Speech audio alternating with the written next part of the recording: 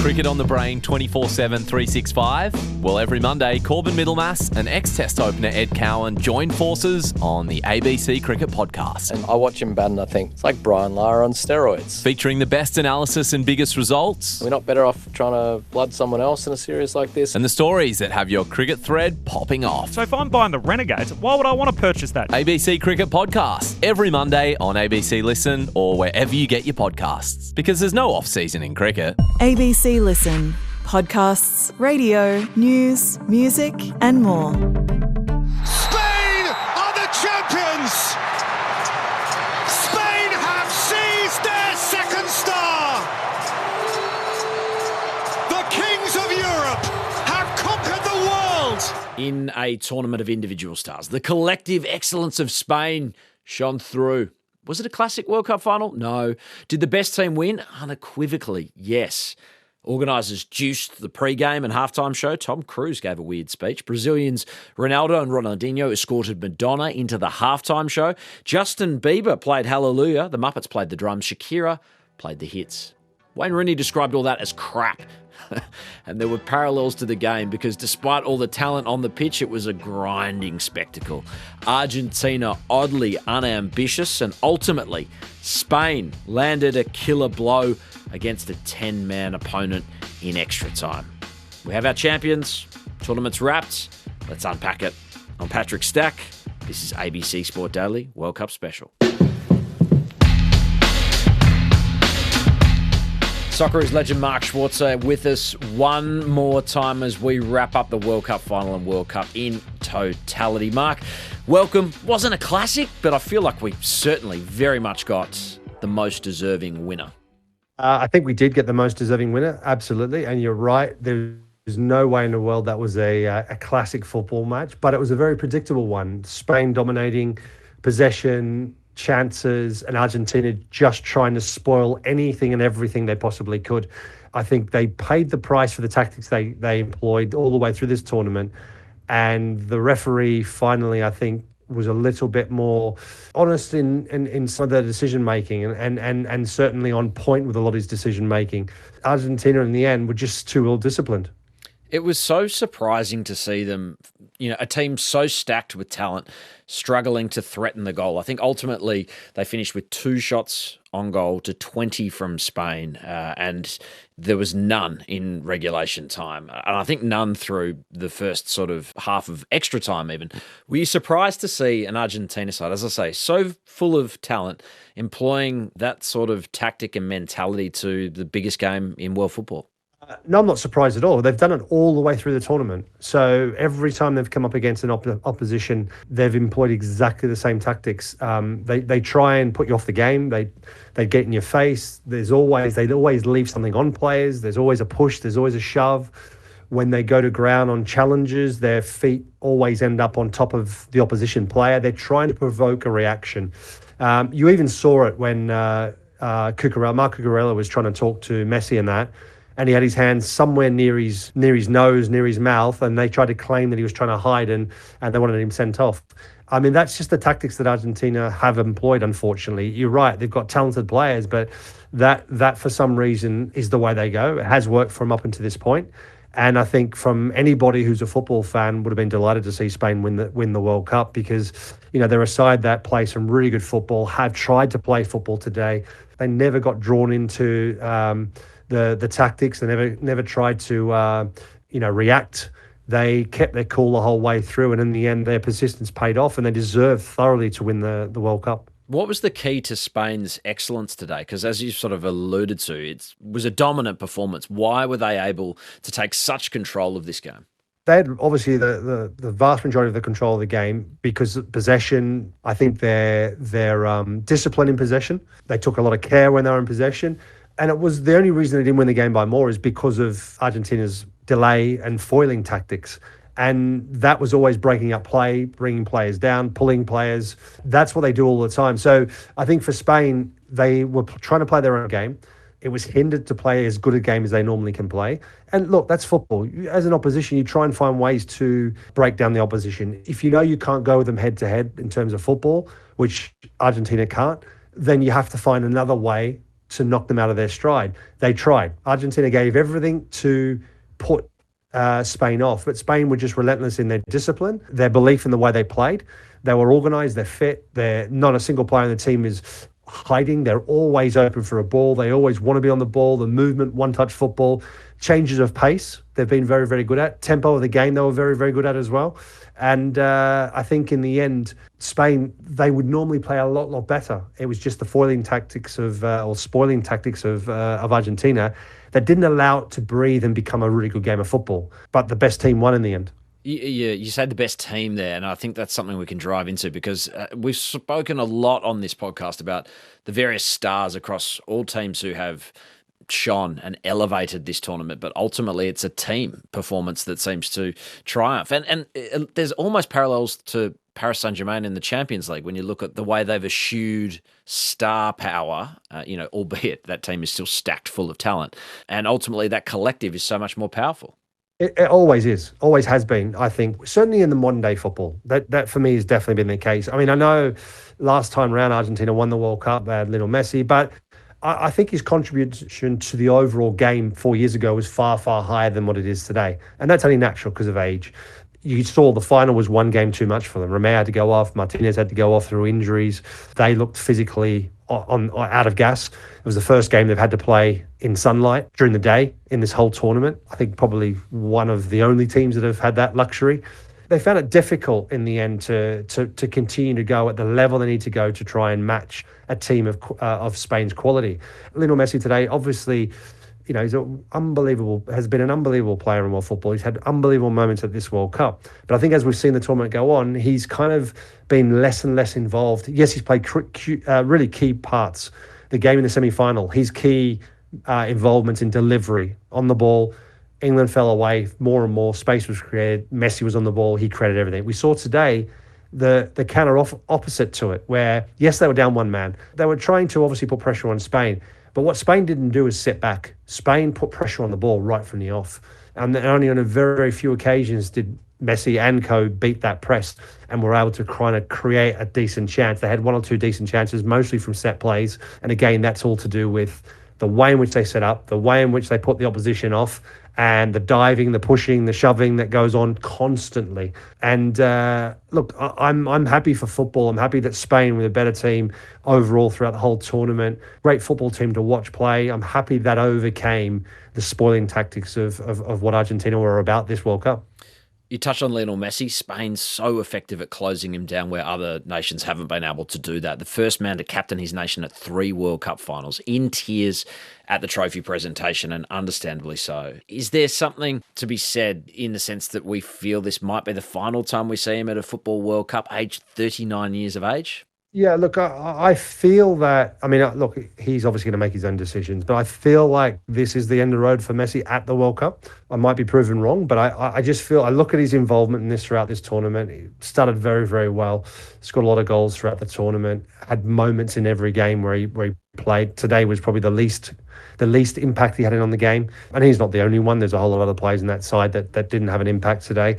I just feel that he's at that point now where I don't know whether he could deliver the levels he needs to. Certainly in 4 years' time, I think highly unlikely. But that you need to, and for Argentina to try and contest for being world champions again in 4 years' time. I was intrigued by the Enzo Fernandez red card. It came after that sort of injury time tackle on Pau Kabasi. Oh, and that's a fair collision on halfway as well. Enzo Fernandez went through him, and Enzo Fernandez is walking. Did you see that as a fair enough decision from the referee? Second yellow after an earlier one for, I think it was either dissent or it could have been simulation. It was sort of hard to know. Look, I think if it's dissent or simulation, I can't remember either exactly what it was. That's disappointing, for a player to get a yellow card initially and then to be sent off on a challenge, which I thought, I have to say, I thought maybe a tiny bit unfortunate to get a yellow card in that instance, but he did go in quite heavy. Not that he lifted his boots or anything like that, but he went in with force, and that then creates the problem. And he was slightly late as well. So I can so see why the referee gave the yellow, and being the second yellow card. He's an experienced international. You know, he knows what he's doing. Argentina's whole tactics are based on getting in people's faces, putting players off, putting the opposition off, trying to put people off their games. We saw Paredes when he came on. I mean, the guy is public enemy number one when it comes to coming on a football pitch and just trying to intimidate, antagonize, put people off, bring people down, provoke people. He ends up getting sent off after the final whistle as well. And you kind of think, well, I don't feel sorry for those sort of tactics. You live by the sword, die by the sword, live by the sword, die by the sword, live, you know, however you want to say it. And I think in the end, they suffered from their own tactics not working. And ultimately it caught up with them. Tell me about the Torres finish. Like at a certain point, when you're failing to take your chances over and over again, when you have a goal almost effectively disallowed by the referee that looked like it very much could have stood. Like I know that the whistle had sort of already gone. At a certain point, you're starting to wonder, is there a sense of destiny here for Argentina? Is their name just written on the trophy? And the pressure that must have been building on this Spanish outfit. So to manage the finish so well from Torres, it was all class, wasn't it? Yeah, it was an excellent finish. It really was. I thought it was a good move from Spain. I thought Nico Williams did really, really well to get a header on it. It was under a huge amount of pressure from, I think it was Molina who came on at the far post. I mean, he tried to shove him out of the way and was unsuccessful. And Nico Williams managed to get a perfect header back in the path of Ferran Torres. And Torres' strike, you know, it's one of those ones. He just never looked like he was going to miss it. Lamine Yamal, Pedro Porro, Williams, and thundered in for Spain by Ferran Torres! We've seen him time and time again come on to games for Spain and make an impact and score. I think you look at every one of Spain's substitutions had an impact. And I think that was also key when you look at the overall squad. They should have taken the lead earlier. Marino should have scored. I mean, it was an unbelievable chance, the header, the glancing header. So for them then to take the lead and again, fully deserved stats-wise, shots on goal. But you're right, the longer the game goes on, the more the amount of domination that you have, you don't score, there then becomes frustration, possible doubts creeping in. There was a moment where I felt, hang on, this is very dangerous for Spain now, because Argentina, what they've done really, really well, incredibly well this World Cup, is haven't given up. And that when you feel like they're gone, they find another way. And even though, you know, Spain was so dominating and so much better in so many elements of the game, at 1-0, you still felt like Argentina can get back in this game. And that's because what they've done it time and time again at this World Cup. So that element of their determination, spirit, you can't knock at all. You can definitely have an opinion and be critical of their approach to the game, which I'm definitely not a fan of. And I feel like Argentina could be so much better without that kind of approach. But in terms of their desire and their never giving up attitude, that's pretty remarkable. It feels as though, from what you're saying, you feel like this is a wasted opportunity from this Argentine squad. I think they tried to find a way. I think the managers obviously looked at his squad, looked at Messi, looked at players, how much impact, are they able to go toe to toe with Spain? And they've decided on a tactical approach, which they've pretty much used the whole way through. And that's worked really well for them. You know, the England game, up until England took the lead and maybe about 4 or 5 minutes afterwards, Argentina looked dead and buried. But Argentina just found a way. You know, they found a way they did what they had to do, and they got great deliveries in the box. England dropped deeper and deeper and couldn't go with it. And Argentina deserved to beat England in the last round. You know, you could question cards should have been handed out earlier. I think the referee should have. They got away with so much throughout this tournament. And actually, arguably, the disappointment is that the red cards had to come in the World Cup final. If they were refereed better earlier, then I think there would have been less of a need to use the cards in the final, because the muckers would have been set earlier on. I feel that Argentina, certainly out of most of the teams, were given a lot of leeway throughout the tournament in terms of how they played the game, how they tried to intimidate, how they tried to put players off, and leaving something on everyone really all the time. That kind of put the referee today in a difficult situation. So Spain, they now European champions and world champions. They become the first nation to hold the men's and women's crowns simultaneously. Inevitably, success leaves clues, and people tend to try to, I guess, copy what has been a successful blueprint. This isn't a federation that has been without scandal. Like, we know that they've had their share of choppy waters in the way that they've run their own federation. But I'm just wondering how this might impact world football and what the lesson is for other nations to Spain's dominance. well, I'm sure people have done a lot of research into developing of players in Spain. Spain, time and time again, have developed phenomenal football players over the last 20, 30 years. I suppose from an international level, I think back in 2010 was their breakthrough in terms of putting a team together that was truly united. They had part of their issues was the club rivalry was more fierce and more intense, and actually probably was detrimental to the national team's performances because of that rivalry and the hatred between certain teams and the players. And therefore, when they came together as a national team, they were never really truly united. Whereas since 2010, Spain have really looked like a united nation in terms of football, and the quality of players they've had. They've been able to find a common ground, common cause, and play well together and win things together. The quality of players have always been there. Like I said, it's more about harnessing and getting these players together and to play well together. Incredible to think Kabasi wins Young Player of the Tournament when you had Lamine Yamal doing the things that he was doing across the tournament and in that final as well. And it speaks to, I guess, what is to come with this outfit. Are you sensing like a sustained period of dominance from this nation?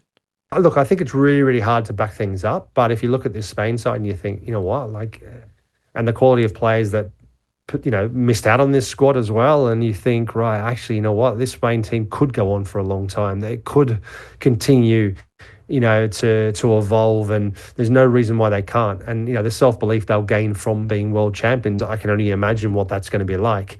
It's exciting times for Spanish football, and it has been for some time, but now to back it up again, winning the Euros, winning the World Cup is really, really impressive. Women's footballers, obviously, the development of women's football in Spain has been phenomenal from 2019 to 2023, has been off the charts. In 2019, they were I don't even think they were a top 10 team in the world. And then all of a sudden, 2023, they're winning the World Cup as the number one team in the world. And rightfully so, because they were so much better than everyone else, tactically, technically, physically, everything about their game. And if you look at the team right now, the men's team, tactically, technically, physically, they just outplayed the vast majority of teams. If you can do what they did against France, and kind of it was perceived to be comfortable for the vast majority of the time, that's impressive. I feel that they're in such a good place.